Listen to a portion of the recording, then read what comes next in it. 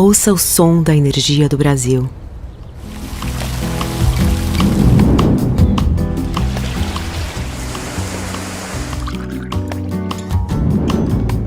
É a matriz energética brasileira, uma das mais renováveis do mundo, dando tom ao desenvolvimento.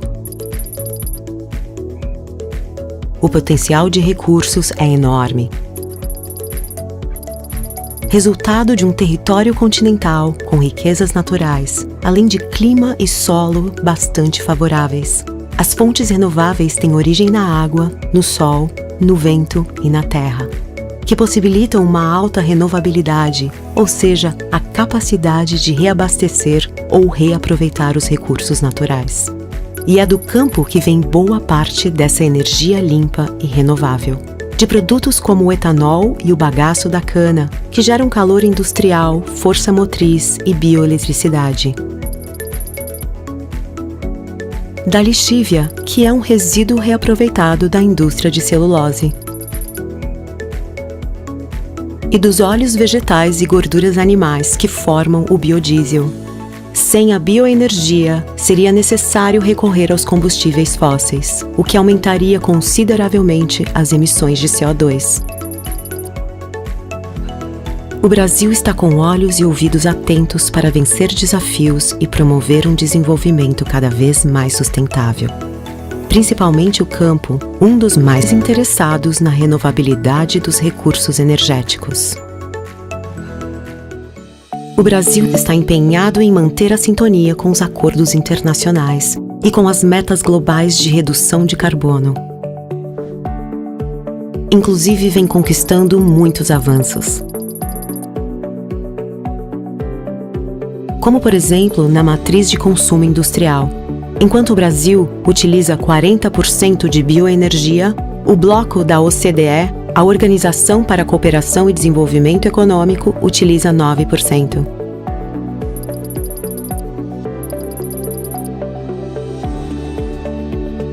Já na matriz de consumo em transportes, o Brasil utiliza 25% de bioenergia e países membros da OCDE, 5%. Outro exemplo é na matriz de energia elétrica. No Brasil, as renováveis respondem por 83%. No bloco da OCDE, por 28%.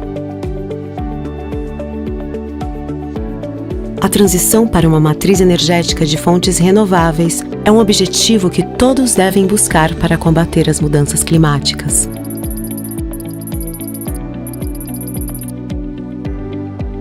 E o Brasil continua fazendo sua parte, criando políticas importantes como o RenovaBio. Assim, o país vai seguir dando tom ao desenvolvimento sustentável e pode se consolidar como maestro da energia renovável em todo o mundo. Essa é a matriz energética brasileira, sintonizada com o futuro. Estamos no caminho certo para alimentar o Brasil e o mundo com sustentabilidade. Aula número 8. Hoje a gente vai falar sobre degradação ambiental, o aproveitamento econômico dos recursos naturais e as atividades econômicas. E aí, pessoal, tudo tranquilo? Como é que estão os estudos de vocês aí, os acessos, as suas anotações, suas dúvidas, né? A gente continua no AVA aqui com o link de fórum para poder tentar tirar qualquer dúvida que vocês tenham. Hoje a gente vai falar sobre os recursos minerais, sobre fontes de energia, matriz energética brasileira, né? O que é uma matriz energética, meio ambiente, setor mineral e os grandes projetos de mineração, beleza? Hoje a nossa aula vai parecer bastante imagem, então praticamente ela vai cobrir todo o nosso vídeo, né? Mas de vez em quando eu vou estar aparecendo aqui para poder estar esclarecendo, falando algumas coisas aí para vocês, beleza? Vamos lá, então, aula número 8, vamos ao que interessa. Vamos falar sobre os recursos minerais do Brasil. Afinal de contas, nosso curso aqui, nós estamos estudando a geografia do Brasil. Então, falando sobre os recursos minerais, né, aqui no nosso território brasileiro, eu não posso deixar de falar que o Brasil é um imenso território, né, com uma formação rochosa antiga, muito antiga, e graças a isso ele acaba possuindo grande quantidade de minerais, né?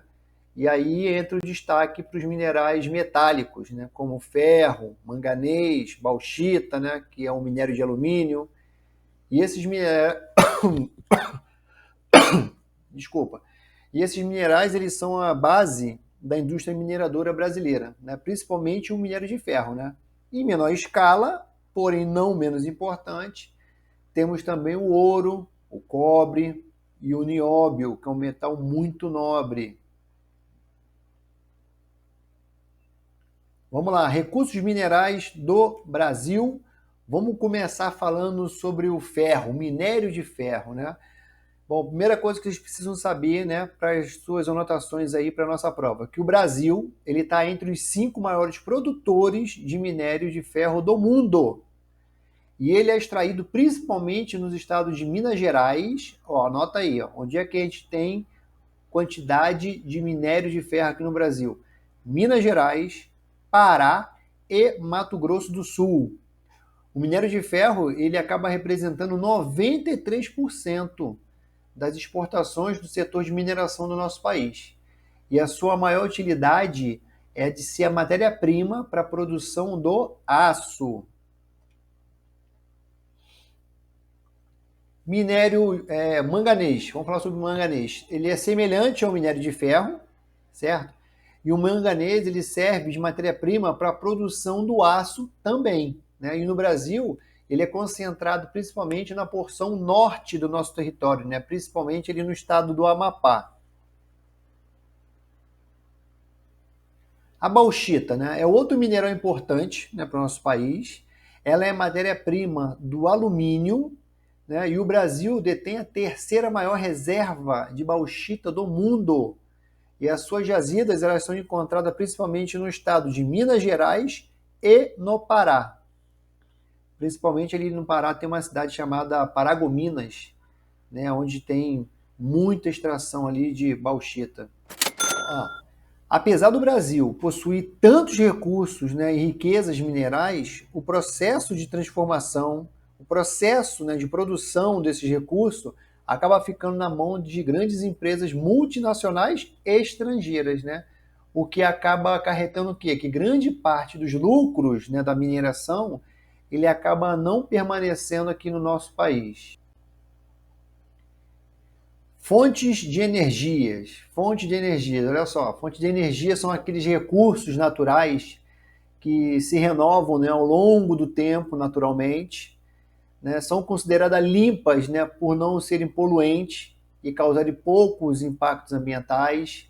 Algumas dessas fontes são permanentes, né, como o vento, a luz solar. Né, outras podem acabar, dependendo como são usadas diariamente, como a água.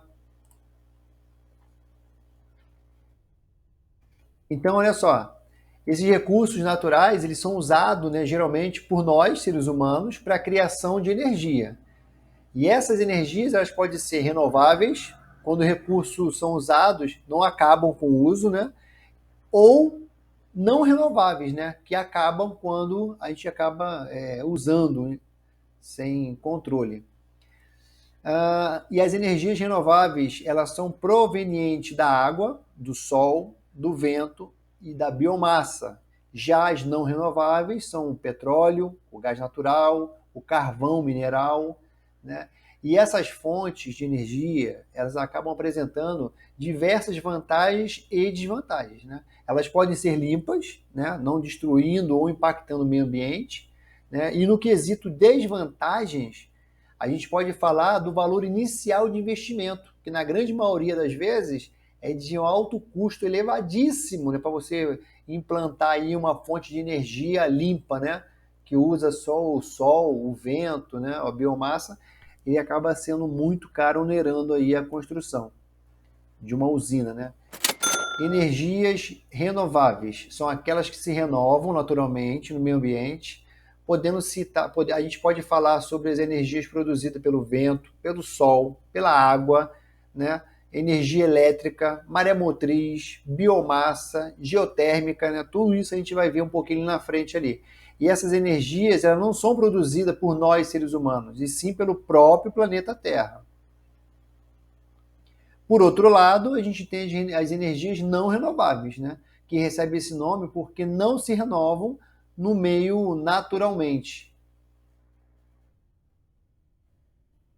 Fontes renováveis de energia, olha aí, ó. São aqueles recursos naturais que se renovam ao longo do tempo, são consideradas limpas por não serem poluentes, e algumas dessas fontes, como eu falei, elas são permanentes e outras podem acabar, né? Como, por exemplo, o uso da água, né? Dependendo do uso da água. Vamos falar de cada uma delas aqui, ó. A energia eólica, uma fonte renovável e limpa. É gerada pela ação do vento, né, onde que a força dos ventos movimenta turbinas de aerogeradores, observa aí na imagem, que por sua vez faz com que a energia mecânica seja convertida em energia elétrica. E a energia solar? Essa é produzida pela captação dos raios solares através dos painéis fotovoltaicos, esses painéis aí, que convertem o calor em energia elétrica, né? E painéis térmicos, que acabam utilizando o calor solar para aquecer a água também. Energia hidrelétrica. É criada pela força da água dos rios, que movimenta turbinas, né, para geração de eletricidade. E isso é mais comum em regiões onde que é rico a sua hidrografia, né, e o relevo de planaltos, né, onde tem muita queda d'água. Energia maremotriz é adquirida por meio da construção de turbinas nos mares. São movimentadas pela força da água, observa aí o desenho, e assim ela acaba gerando energia elétrica também. Biomassa é a energia adquirida pela queima da substância de origem orgânica, né? E ocorre com a combustão da lenha, bagaço da cana, resíduos agrícolas e até excrementos animais também é utilizado para a energia da biomassa. E a energia geotérmica é o aproveitamento do calor interno da Terra, né? O calor ele é transformado em eletricidade, né? E as usinas geotérmicas ou geotermais transformam, né, na energia elétrica que a gente usa no nosso dia a dia.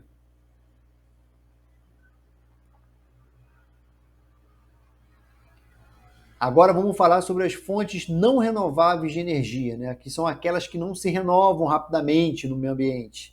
Né, elas são consideradas combustíveis fósseis. O que isso quer dizer? O seu uso é altamente poluente e causa grandes impactos no meio ambiente. E esses elementos acabam demorando centenas de milhares de anos para ser reproduzido, né? Por isso que é considerado não renováveis. E aí a gente pode começar a falar sobre o petróleo, né? Que é o meio, é o material, o combustível mais usado, né, nos nossos veículos automotivos, é a matéria-prima de diversos tipos de energia de indústria, né, pelo seu alto poder de combustão. Temos o gás natural, que é usado como combustível de veículo e também no meio doméstico, né, como o gás de cozinha, por exemplo. E temos a energia nuclear, que é adquirida pela quebra, né, ou fissão do núcleo atômico, né, em usinas nucleares. Né? E essa usina, e essa energia, ela não se renova, porque né, o núcleo atômico, quando ele é quebrado, ele não retorna ao seu estado original. Agora, assim, ó, ainda falando sobre energia nuclear, outro fator que a gente deve levar em consideração é a alta radioatividade liberada após a quebra do núcleo, né? Isso, além de ser altamente nocivo à saúde de qualquer ser vivo, ele pode acabar promovendo um acidente grave, caso, né, se rompa. Foi o que aconteceu lá no caso de Chernobyl, né, que aconteceu uma explosão, tem que ser resfriado o tempo todo lá o núcleo atômico. E aí, quando ele não foi resfriado, aconteceu uma explosão, né, em Chernobyl, que espalhou aí radioatividade aí pela aquele ambiente que até hoje é inabitável.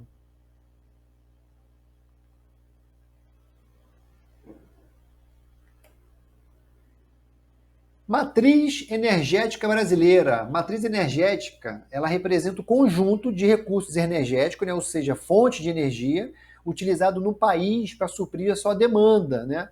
E a matriz energética brasileira, como a gente viu agora nos slides anteriores, ela é bastante diversificada, né? Mas, informação importante, a nossa principal matriz energética é a hidrelétrica. Atualmente, cerca de 90% da energia consumida no Brasil são provenientes das energias das usinas hidrelétricas.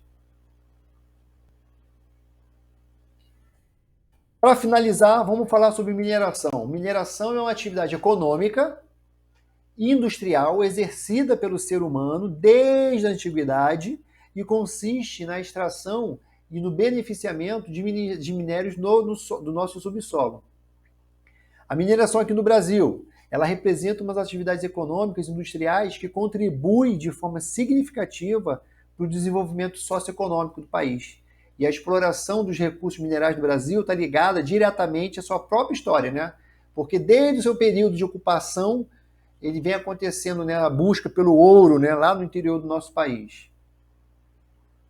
E o Brasil, ele é considerado um dos países com maior potencial mineral do mundo. Ele produz aproximadamente 70 substâncias minerais. Mais de 70. E apesar de ser uma atividade primordial, né, ao desenvolvimento da uma sociedade, a mineração ela acaba sendo associada a diversos impactos ambientais negativos, né?